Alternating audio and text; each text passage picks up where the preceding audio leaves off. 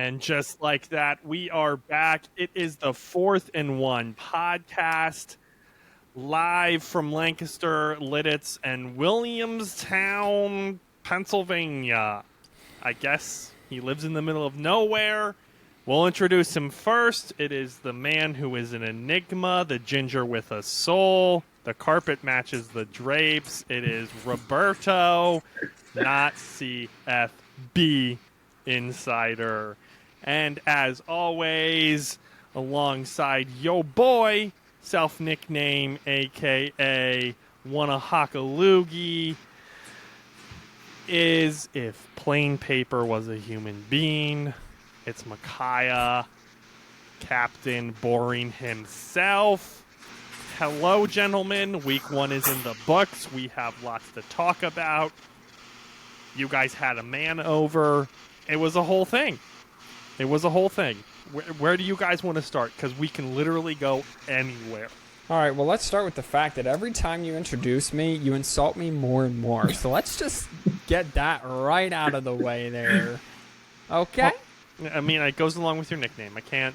Do you guys want to start with Colorado, or do you guys want to start with Clemson? Yeah, okay. 6-6. I said it when they scored the first touchdown. I have a feeling the guy who's next to me is going to disagree. Listen, TCU looked horrible. Don't get me wrong. Colorado did look like their offense looked good. Their defense is bad other than Travis Hunter. But, I mean, TCU should have won that game. They had 2 turnovers within the 5-yard line. So, I mean, that's 14 points they left on the board. So, just real quick, I completely forgot to look up my 3 bets, so I will be doing that during the broadcast. So, for once, I'm not the one who did not come prepared. The FPI, the Football Power Index that ESPN does, gives Nebraska a 58% chance to win on Saturday. Who are they playing? Colorado. Oh. Nebraska, though, for the bettors in mind, are 3.5-point underdogs. So maybe that's a little teaser for our pick section later, but I'm saying that the people like Colorado, the FPI like a little Nebraska spice, if you know what I'd be saying. I mean, that's a clear bettor's game, right? To pick the underdog if you're looking to make some money. I think... What did Nebraska win? No. No. I forget. No. They played Minnesota, right? They did. Simeon, it was a 1-score game again. You get rid of your head coach that was losing all these 1-score games, and then they lose one. What? So they were up a touchdown, then they punt the ball, then they throw an interception, right, Robert? No, it was a fumble. It was a fumble. Minnesota goes down, scores a touchdown on probably the catch of week 1 that's not being talked about. And then Nebraska's driving to get points and throws an interception at the 50-yard line. Minnesota walks it the other way for 20 yards and kicks a time-expiring field goal. Me and Robert Straw, when they threw that interception, we both looked at each other with our mouths wide open like, you got to be kidding me. It is comforting to know, though, Robert, as we said to each other, that Nebraska will always just lose 1-score games. They just do enough. They just do enough. They just do enough to lose 1-score games. So, Robert, I guess my big question is, over or under reaction, Colorado will now make a bowl game this year? Well... I want to say it's an overreaction, but then looking at their schedule, because that's all they've been talking about, their schedule is so weak. And if their offense can keep playing the way they're playing, they'll probably go 6-6, 7-5, and be a bowl team. It's almost like I called this. Is Shadur Sanders like NFL talent, draftable NFL talent? Stop it right now. I don't think so, because the only TCU's defense was awful. Like, the only good bad. The only good It player was. on that team was Travis Hunter. The only good player on the field was Travis Hunter. Okay, and The can thing Travis that- Hunter keep playing 120 snaps a game? 'Cause They that should. was He should. impressive. It is. He's going to burn himself out. He should pick either offense or defense. But what Colorado did, which is why they're going 6-6, is when they needed to make plays, they made plays. You're not going to see losing mentality teams or crappy teams do that. Like I said yesterday in our text message with Duke, Duke's defense reminded me a lot, mentality on the field reminded me a lot of Michigan's defense. Because they were group tackling. This is the aggressiveness that Colorado came into the game with is what impressed me. They didn't back down. I get it with TCU, and I get they're not good, but like it still impressed me. TCU, the one long pass play, it was like a 3rd and 5, and he dumped it. It was like a screen to the running back, and it was 4 missed tackles, and the running back went for 80 yards. So I do get TCU's defense was bad. But they just got something about that swagger. Now, again, I have always been on the 5-7 bandwagon because I just don't think they have the depth. For whatever reason, TCU was just stuck in man-to-man defense and just would not get out of it. And you're going to come up with an offensive scheme that's just going to get guys open. I mean, Colorado or not, Kansas or not, UMass or not, man-to-man defense is beatable if you have the right scheme. I mean, Michigan found that out how many times, and they had a top defense in the country, right? I think it'll be very interesting. I think that they will come back to earth a little bit this week against Nebraska. I think the FPI knows something that a lot of us don't know, and I think the game is very close. Now, FanDuel, Nebraska is only getting 2.5 points, which is a little light for me. But I think I gotta. It's going to be a wait and see week to week thing on Colorado. I think they destroyed Nebraska this weekend. Okay. Because- Remember, Matt Rule, he wins like 3 or 4 games his first season before turning it around. Yeah, but his teams try hard. Did TCU wasn't trying very hard. Come on. You literally just said how bad they were. Nebraska's defense is better than TCU's defense. But their offense is so much worse. Correct. But I'm not thinking Shadur Sanders throwing for 500. No, I mean, Yeah, it could be because he throws the ball like 55 times. Like when you show me the stat that, 40 sometimes, but when you show me his stat that says, oh, he threw for 500 yards and 5 touchdowns, it's like, tell you what, man, those are some good numbers. But when you're telling me that you're throwing it 45 times, it's like, okay, that's kind of to be expected that way. If you're throwing it half the number of times, then it's like, okay, yeah, this is a game. Yeah, a big point of concern, they couldn't run the ball. They ran for 55 yards. I was trying to ask if this was an air raid system or not. I don't know. So it is an air raid system. They couldn't run the ball against TCU. Like, they tried. Early in that game, they tried. They couldn't get anything going. So it's going to have to come through the air. And as Robert's saying, TCU wasn't exactly great in pass defense last year. In fact, they ranked dead last in FBS in terms of giving up plays over 20-plus yards.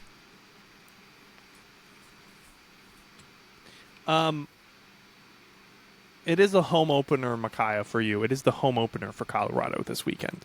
I know. And it would be an absolute Nebraska thing to do to go on the road. Sold out crowd. And lose? Yeah, that would be a Nebraska thing to do because they haven't been good since the 90s. Listen, shut up. Nebraska's and got move something. on. You're wrong. All right. Nebraska's got something. Nebraska's got something on Saturday. Okay. Michigan was the only team who was playing a cupcake that did not absolutely blow out their opponent. I mean, I can go down the article that was released. I don't need to. Who played Arkansas State? Oklahoma. Oklahoma beat a team that wasn't good offensively last year, beat them by 77. Was that the final score? Yeah. It was 73-7.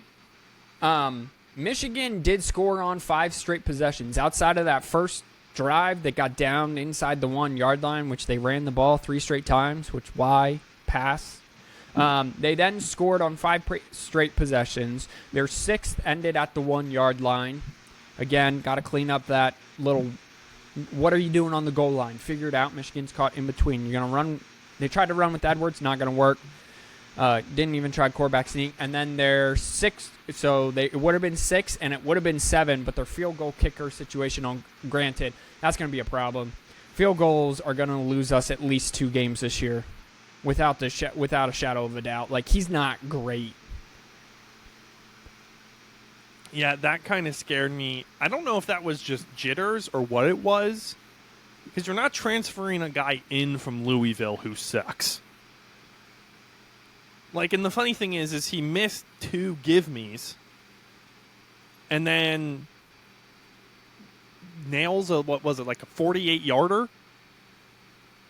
Am I remembering this correctly? You cut out halfway through, bud.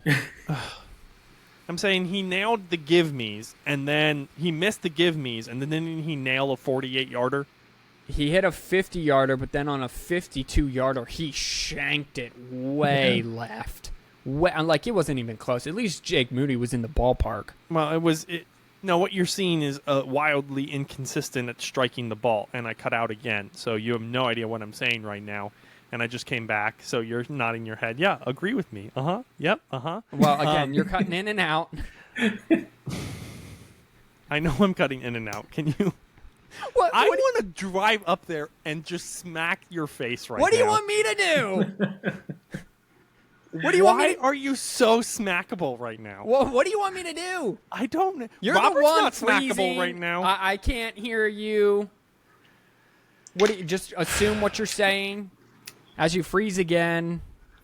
Yeah, I know. I'm gonna leave and restart my computer, and you guys can go talk about whatever the F you want to talk about. Oh because, my gosh. Oh, it's fine. We're 12 minutes in.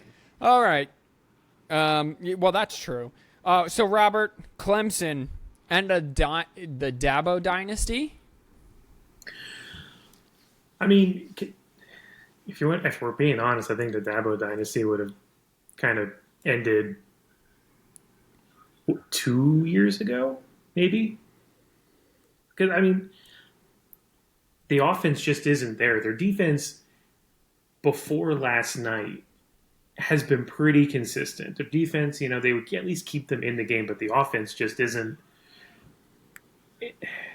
Like, I think within the first half, Cade Klubnik was like 12 of 18 for only 60 yards. Like, how do you complete 12 passes for only 60 yards? That's, what, 5 yards a catch? Yeah, they went out. Win that way.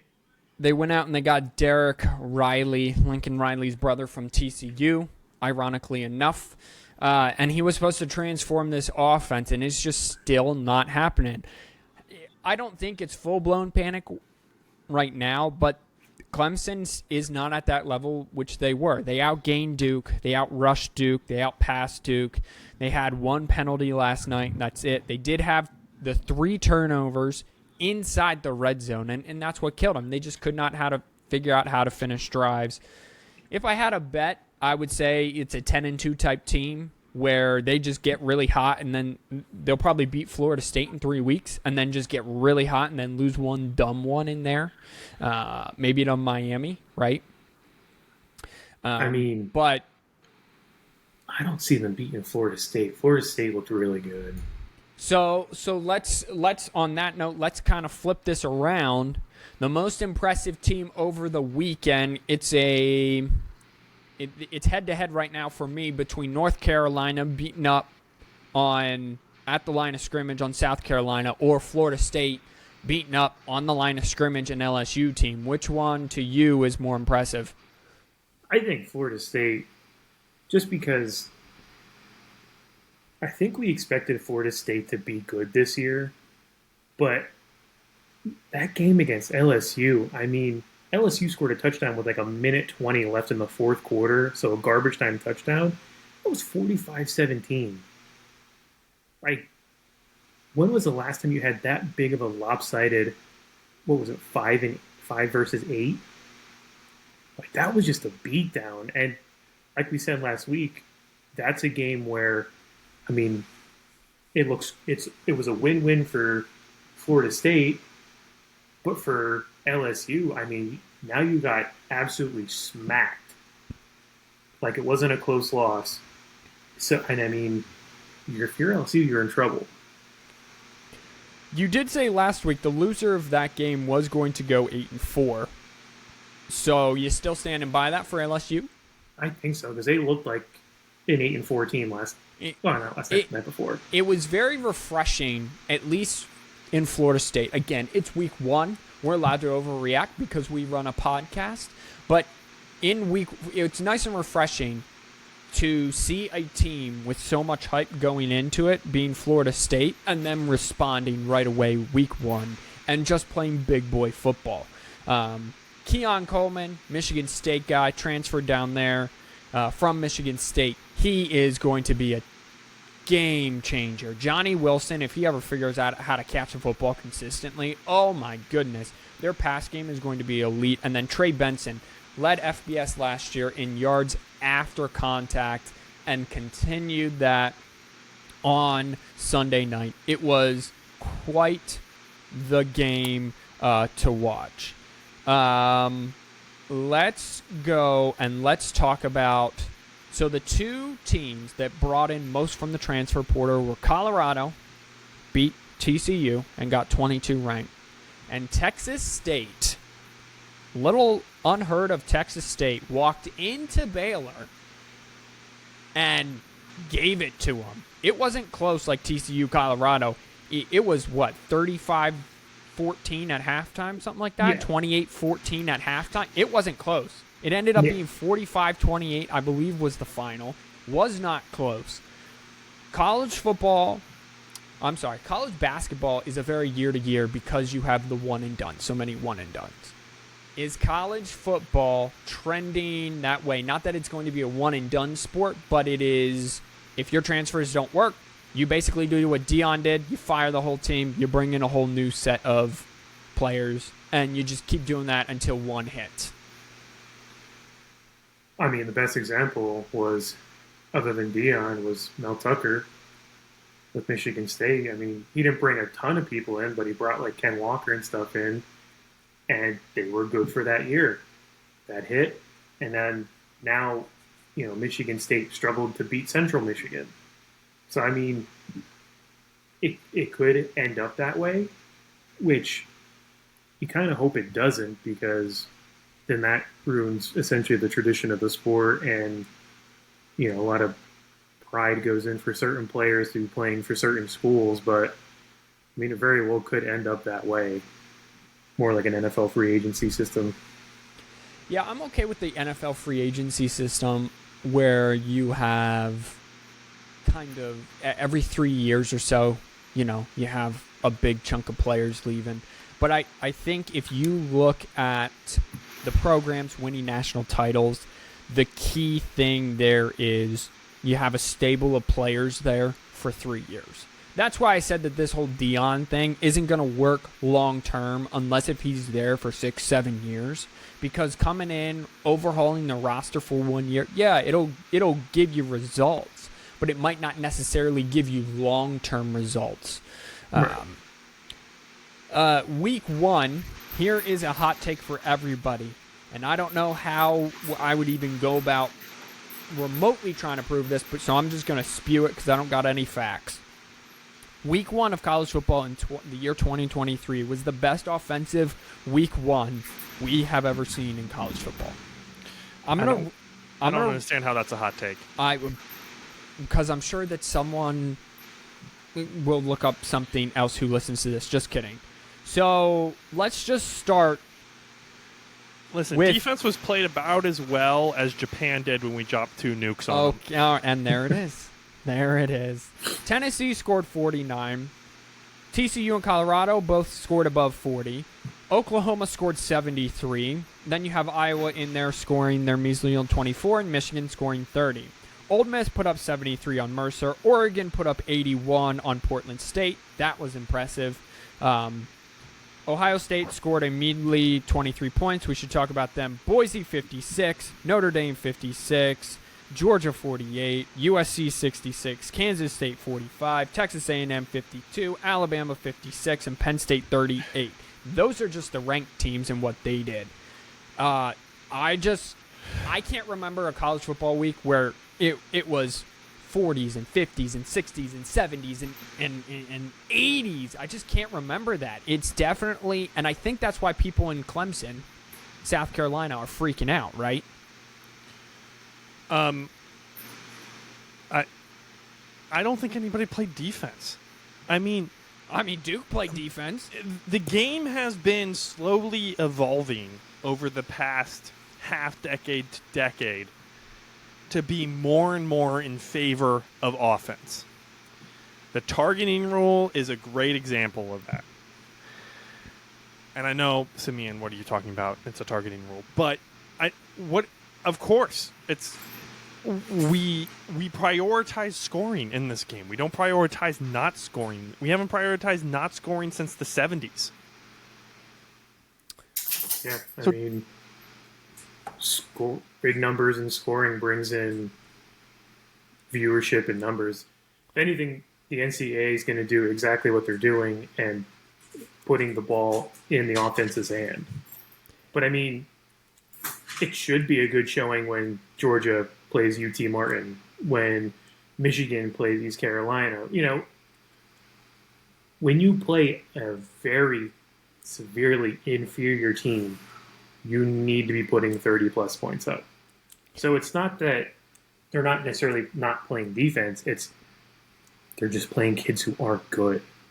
They're playing against teams that aren't good. And that's why week one, you can put a lot of stock into it, but it's like, oh, great, Oklahoma put up 73. Now when they go play Texas, are they going to put 73 up? Probably not. They're probably going to struggle to put 35 up. Right. What is Texas going to do this week against Alabama? Right. That's when we'll know what's going on, right? I think they get routed by 2 scores. That's what you think is going to happen? I think that's what's going to happen this weekend. Spoiler alert for later in the podcast. Any Alabama film this week? Yeah. The biggest question for them was quarterback. What are they going to do with quarterback? What are they going to do with quarterback? Jalen Milroe became the first Alabama player in the storied history of Alabama to pass for 3 touchdowns and rush for 2 touchdowns. Threw for 320. Made it look simple. Wait, he's really the first? Yeah, he's the first to do that stat line. 300-plus yards, 3 touchdowns, 2 rushing. Which he should have, because it was Middle Tennessee State. No, trust me, I get it, right? Like I'm seeing your point. That's what kills me every time. I see your Heisman's point. Built on stats, and it's like I understand why it's built on stats, but put those numbers up against Auburn. Put those numbers up against Tennessee. Then this kid is so deserving of it. But well, you want to know who didn't put up numbers this weekend? Yeah, Kyle McCord or Marvin Kyle Harrison McCord. Jr. Excellent, dude. You read my mind. Let's talk some Ohio State. Ohio State's got to figure this out. Yeah. Yeah, and they're in trouble. And they don't got long to do it because Sam Hartman, I understand it's Navy and it's Middle Tennessee State.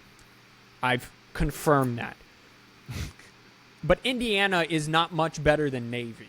Come on now. Indiana actually looked decent.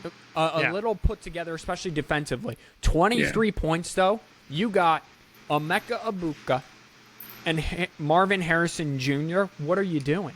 If anything, you got to be running the ball. And they ran for 143 yards in Indiana. They have like a 3 running back set, which also gets me every time. They didn't outplay Indiana in terms of time of possession. Only had it for 3 more minutes. They had 1 turnover. Indiana 8 penalties. They only had 5. Now Ohio State's defense is at least against Indiana lockdown Indiana had 82 yards passing and 71 yards rushing. So, of course, Ohio State should win this game. I was just expecting more explosiveness out of Ohio State immediately. Here's my question for you. This is the first real game that new offensive coordinator, don't know his name, not new, but offensive coordinator's being the play call. Brian Hartline, yeah. Do you crack this up to Kyle McCord? Poor play? He just didn't look comfortable in the pocket to me. Or do you crack this up to bad play calling? I mean, you got to put on the players. He was 20 for 33 for 239. I mean, the ball was getting out of his hands. It's just, I don't know. Like, the ball got around. Like, they just didn't put it in the end zone. So here's the other thing. What Jim Harbaugh has done at Michigan is he's created a program, and I would even say kind of Notre Dame and USC. USC when Lincoln Riley was at Oklahoma, so Oklahoma under Lincoln Riley. When things were not going well for the quarterback, they could win their games based on their running game almost exclusively, right? Like, those are what those programs are built on. It's run first, but then, hey, guess what? It's a nice surprise. Ohio State can't do that. Because Ohio State has the wide receivers talent, it has given up something along the offensive line and in the backfield, and I wouldn't even put this on the running backs because they're just as talented as anywhere else. But the offensive line is more pass block situated than run block oriented. And so when you can't pass the ball, that running game's got nothing for you.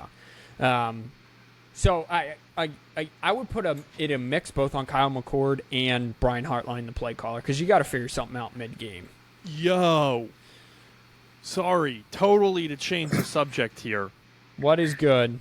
Auburn's only getting 6.5 points against California this weekend. Okay. No, that doesn't surprise anybody? It's they probably go to Cal, right? Yeah. Yeah, they go to. That's the thing. They go to Cal. No one's going to be at the game because it's Cal. Cal has a good defense, and Auburn's still trying to muck about offensively. Muck about Okay. Offensively. That's fair. Before we get into the previewing this week, I have no idea how long it's been going. Obviously, I had to leave. I think we've been going for about half an hour. We have been 27 minutes. Do we want to talk about how disappointed we are with the Roadrunners? Little bit. They didn't even cover. They couldn't have even covered for me. Hey, I went 2-1 last week. Robert, you went 1-3 with me, right? 1-2 with me. Yeah. Bad week. It wasn't good. It wasn't pretty. Nothing hit. Hawaii couldn't figure themselves out against Stanford.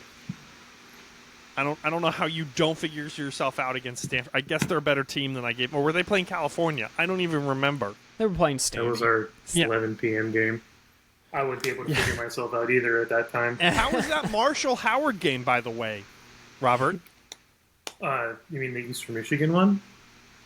Sorry. Yes, Howard, Eastern Michigan. See, it's a game I don't care about so much. I forgot which green team it was. So, 75% of the game, I was like, oh, Eastern Michigan's just going to run away with this. And then out of nowhere, here comes Howard. It was 30-7, and then it was 30-23. I'm like, well, okay. Eastern Michigan ended up winning. I hate their field. Yeah, it's kind of ugly, and that's fair. Especially if they're green. Yeah. It's kind of sad when Allentown has a bigger stadium than a lot of these fields, It's very, very sad. All right, let's wait do we need to dig more into the rankings? Micaiah, your top 10 sucks, by the way. It does not. It does not. It is. Listen, if you're going to rank more than a Dyson, dude. No, it doesn't. If you're going to rank teams early, it's got to be fluid the first couple weeks because you don't know who's good and who's not. LSU could be 3-9 at the end of this season. You don't know how good of a quality win that is. For those of you that don't know, here is my top 10 after the Clemson loss last night. It's Georgia number 1, and you just stop me when you have a problem. Georgia number 1, Florida State number 2. All right. Here, right there. What's wrong with Florida State at 2? Who had a better... You missed this. You missed this while you were off mucking about. Who had a better first opening game than FSU did? A lot of people. No one did. Wyoming. I was thoroughly not impressed with FSU. Oh, my goodness. Okay, so which one is better? Beating a mid-tier Big 12 team at home Double or overtime. beating... had to in double overtime. Can't even get it done in regulation. Or beating an SEC... beating an SEC team. It's also Wyoming. Okay. It's also Texas Tech. Relax. Listen, here's the deal. LSU looked like a group of 16 on Saturday. Okay? Oh. They weren't... You're 45-24. Congratulations. Now go win out. Well, and that's go why play I said Clemson, they're fluid. go play Duke, and go play Florida, and tell me you can get the same thing. That's why I'm saying it's fluid. So I got Florida State Utah 2. was way more impressive of a game. Absolutely not. Absolutely true. Absolutely not. Utah looked way better Robert, and put settle the together score. For the Who looked better? expectation of Utah than the expectation No. of Florida State. Who looked better, Florida State or Utah? So Utah looked good without having their starting quarterback, but Florida is not going to be that great of a team because Graham Mertz it's Graham Mertz. I would say Florida State. I mean, Florida State just shellacked LSU. That's what I'd be saying. Yeah. That's just almost unheard of sometimes. So USC is 3. Thank you for validating me, Roberto. Alabama 4. Washington 5. Michael Penix, my preseason Heisman favorite. Get that rolling. Penn State, yes, West Virginia at home at night should win by however much, 25. They did, but Drew Aller, Robert, you were on that early, liking that. Michigan, again, not like, oh my gosh, wow, but I just think the teams ahead of them played better. Ohio State, I'm hanging in there because their defense is good. I'm giving it week 1 jinners. Notre Dame is a serious contender, at least through 2 weeks for them, 1 week for us. And then Texas, just because they were ranked 11th and Clemson lost. I would have moved Michigan up. I think Penn State's win against an okay Virginia Tech team was good and what they needed to get the season going for it. Good job Franklin didn't pull a Franklin. I think USC could have been number 2 in your ranking here. Washington thoroughly impressed me from what I saw from them. So watch out USC.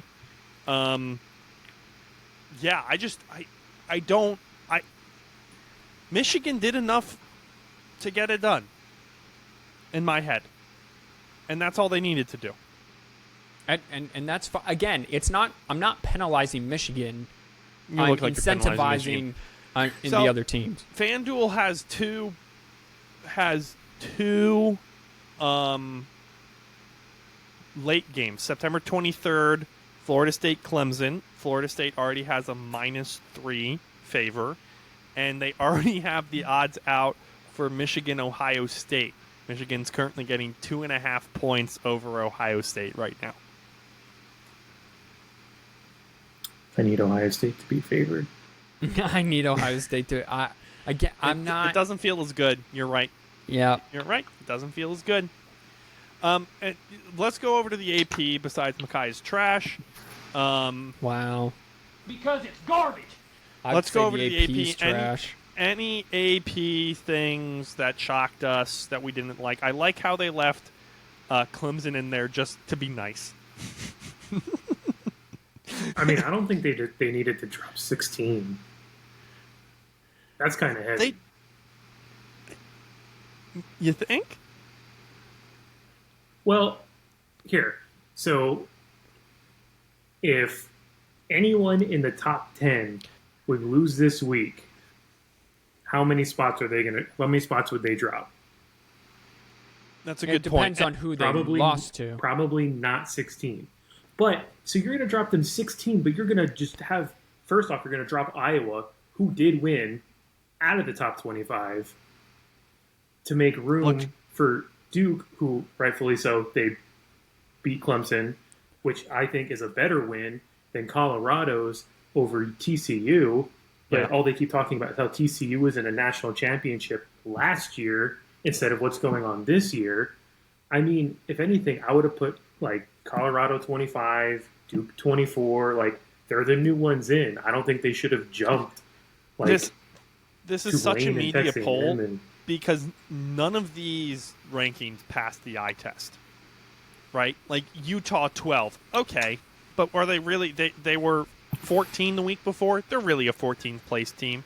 LSU should be 25. Clemson should be 14 in my head because LSU's loss was way more embarrassing than Clemson's loss to me because LSU just did not look good. Like, none of these passed the eye test. Why is Ole Miss in here?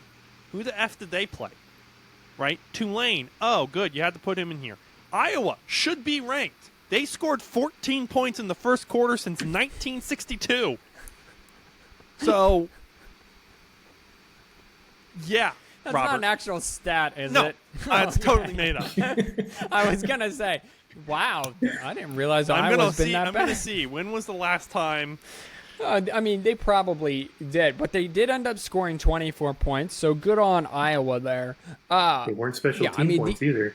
Again, the AP is not the poll to mix. Like, they'll come out and they'll set them early seasons, and then they'll kind of panic, and they'll be like, I don't know what to do. I got to keep Clemson ranked, and I got to keep all these.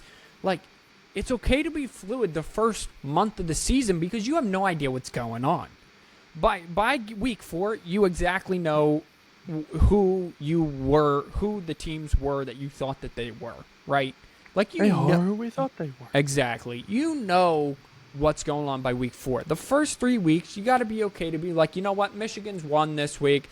Oh, Michigan played bad. Well, maybe they're only 4. Oh, Georgia played great. Oh, they're 1. Oh, Tennessee has a ranked road win. Oh, they're the AP just doesn't do that. They hang on to the big boys for far, far too long, and then they let the media hype like Colorado. Do you think Colorado's the 22nd best team in the country? No, but they had the best, most hyped win of week 1. However, Florida State got 3 first-place votes. Alabama got none. Yeah. That's awesome. It's quite something, let me tell you what. Pac-12, before we move on to picks this week and previewing this upcoming week, since Admiral, you like that, is distracted. Pac-12, USC's played 2 weeks. Everyone else has played 1. The Pac-12, as a conference, has lost a grand total of 0 games. Saving the best for last, I guess, right? It's the last hurrah. I'm trying to find out the last time Iowa actually scored 2 touchdowns. Bro, in the it was first like quarter. 5 years ago. Their offense was not this bad like 5 years ago, so it was probably then. Okay? But my joke was funnier than that, okay? Your joke was funnier than that, but I thought you were being serious because of how you delivered it. Can we move on to this week, though? No, But fine. also- All right. We kick off Thursday with Louisville Murray State. No one cares about that. However, we do have two Midwest matchups on Friday. We got Indiana versus Indiana State. That's on the Big Ten Network. We're not going to talk about that. The interesting one to me is Kansas versus Illinois here. Yeah. The reason it's interesting is I'm remembering Kansas did not impress me too much last week. Illinois +3, baby.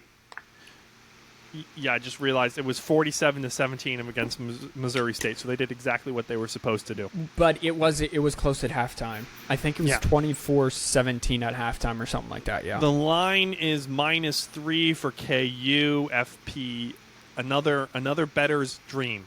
The FPI or ESPN Analytics, 58% chance for Illinois to win. I don't know. I guess just pick that game real quick before we move on. I picked Illinois. You know what? I'm gonna go Kansas at home. Rock Chalk Jayhawk is the correct Rock answer. Chalk Jayhawk. Let's see. Notre Dame takes on NC State. We have any bites on that one? Notre Dame. by a bunch. Yeah. Okay. Utah takes on Baylor. These are just the ones that are popping out to me. I don't. Full Utah. Pass on that one. All right. Nebraska, Colorado. We already talked about. We don't. That's the big noon kickoff. By the way, Yeah. because Colorado's now successfully overhyped. Closer than a lot of people think. Probably.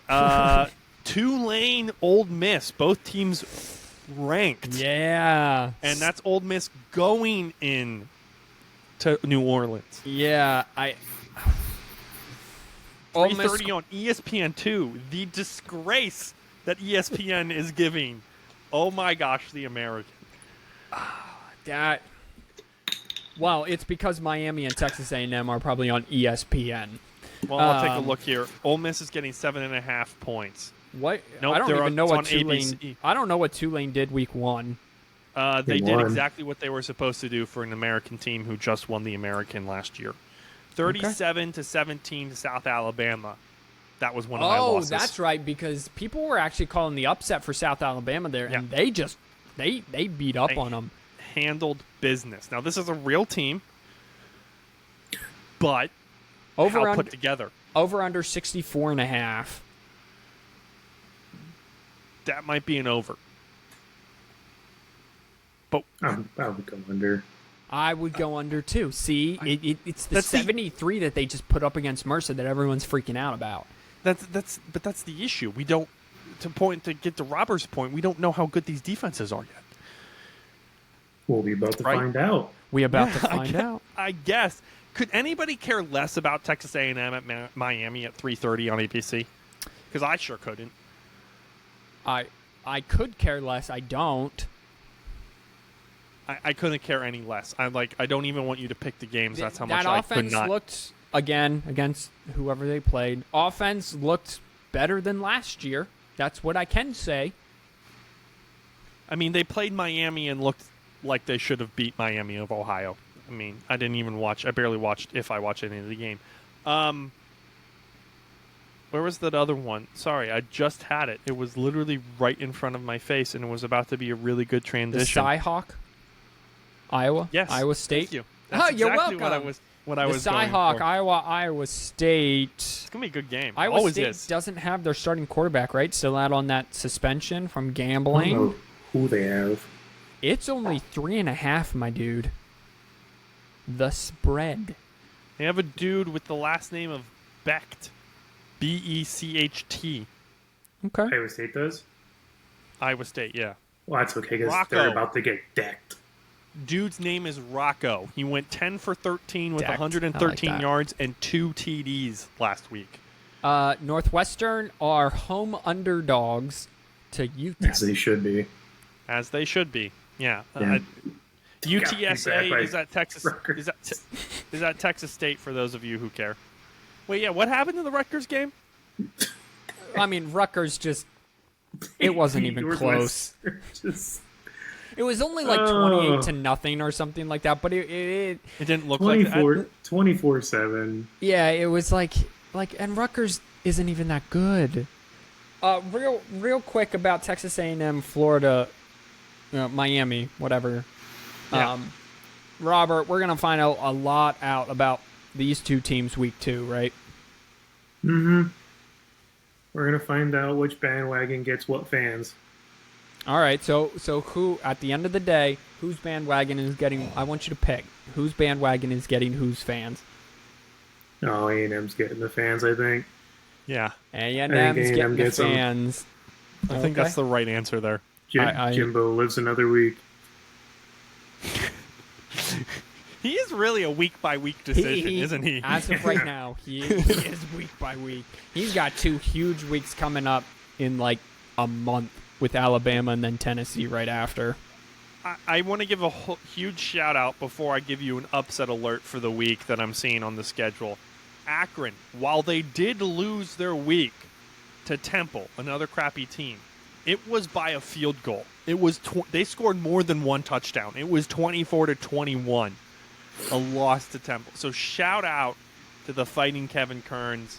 They're on schedule to go with 2 wins. Upset alert.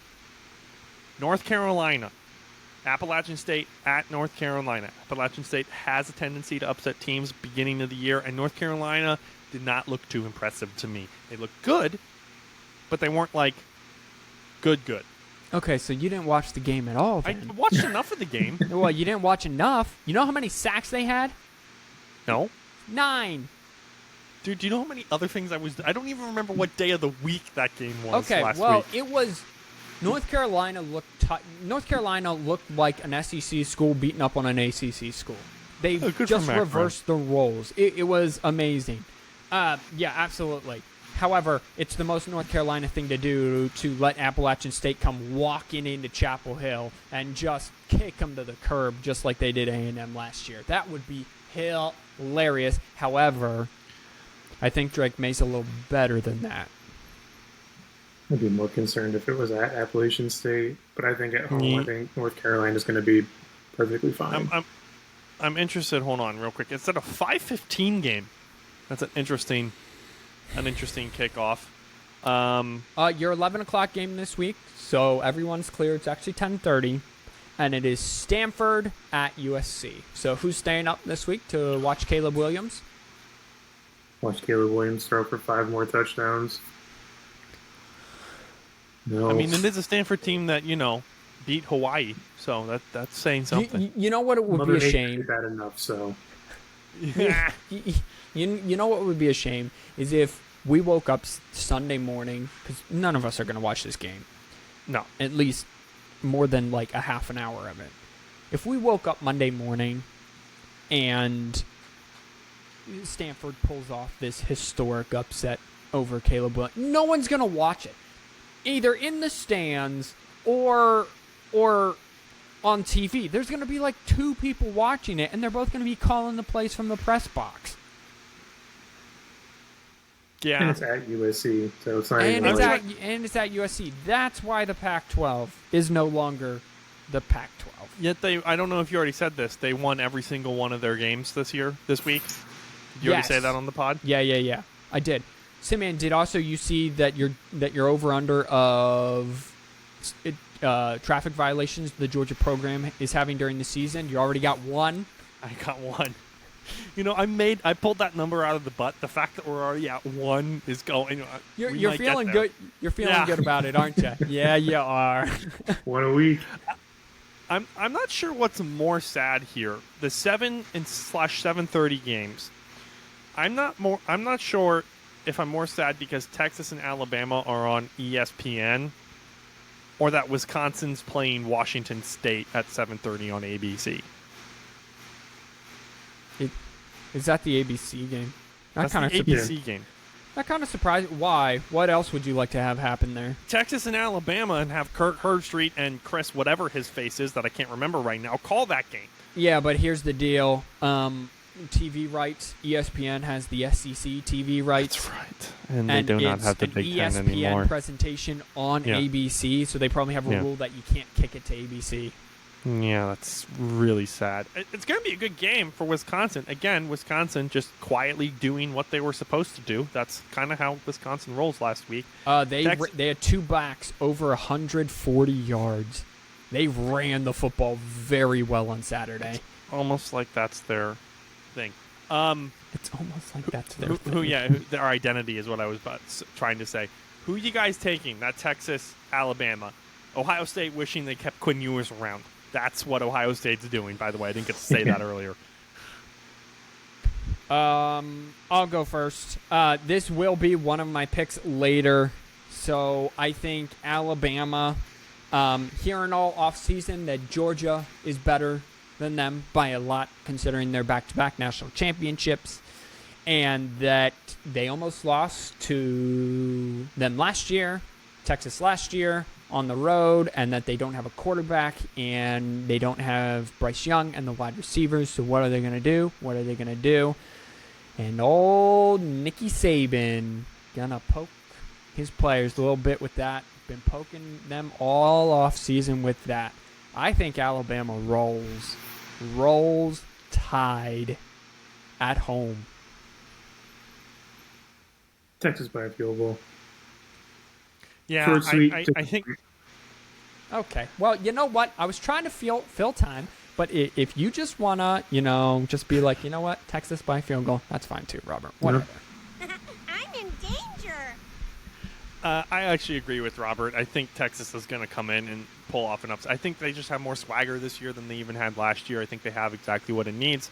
And Nick Saban, he's only lost to one of his assistants. I think it's going to be 2 this week.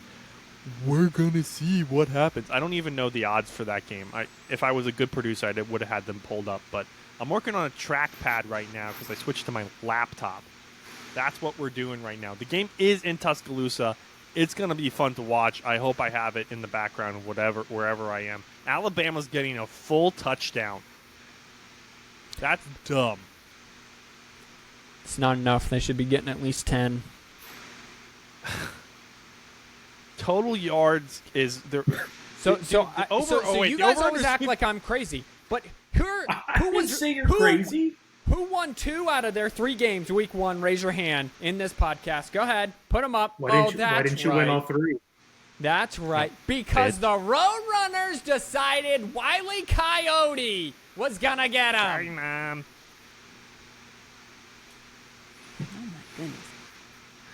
Hey, let's go into picks. Okay. All right. Since I came unprepared, I am not prepared. Someone else go first. Robert, do you have yours? I'm trying to find my third. I have my first 2. So my first one, I'm going to take UNLV at plus 36. Watch Michigan actually finally do what they're supposed to do. Yeah, Robert, here's the deal. That was a You're good gonna bet be last wrong. week. You're going to be wrong again. Michigan Here's the finds thing, their though. mojo. But different coach. Two Even different though it's like, even though it's the Two different same coaches. system, it's like it's just different, Like, are we gonna try and just force feed Edwards at the 1 yard line again, or are we gonna run more instead of pass because now all everyone's talking about is the fact that we didn't run for 100 yards with Corum or Edwards? It doesn't matter. We won the game. We won by 27.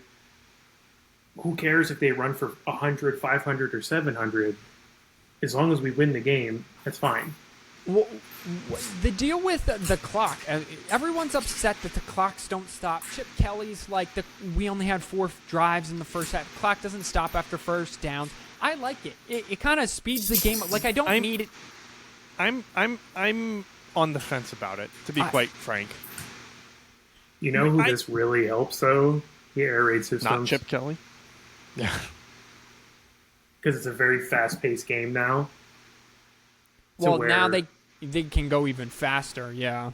Right. So teams, like when Michigan and Ohio State play, Ohio State scores fast. Michigan has a tendency to really drive the ball down the field.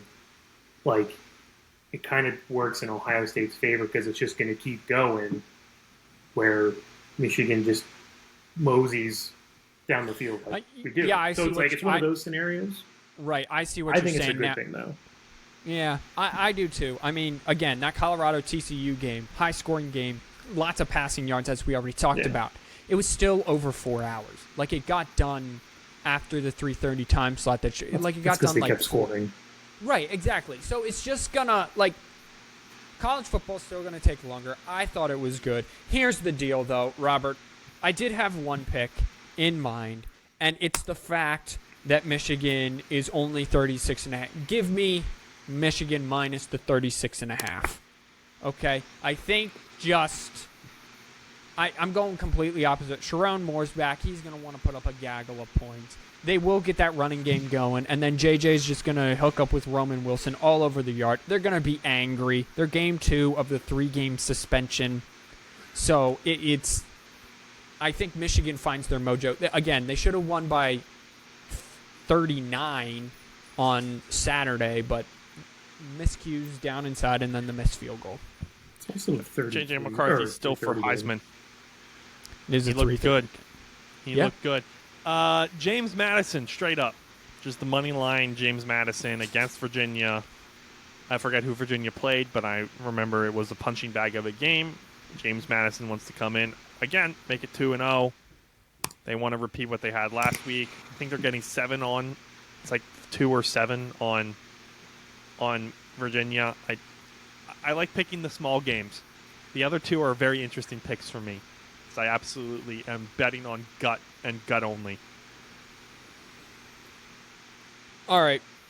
I actually I did this live. Robert, I'm going to let you have the Michigan. Take away my Michigan one, and here's my actual 3 I have them, and I'm not going to give them all. I'm going to take the under 59.5 of Nebraska, Colorado. I wasn't sure about that this week. I just think Nebraska's defense is better than TCU. Again, I'm not sure if Colorado can still win by 20, and because Nebraska's offense is so bad, but defense is going to be better, so Colorado can still score 42 points and still beat them 42-14, and the under still hits. So I'm going to take the under there. Ew, David. Okay. No, actually, I think that's a good. I was just wanting to put a soundbite in there because I don't use them enough. I think that's good. Robert, what's your next one? The USC Stanford game. I'm taking the under on 70. Okay. Any explanation or just... Wait, the over/under was what? Is what? 70. Wow, that's high.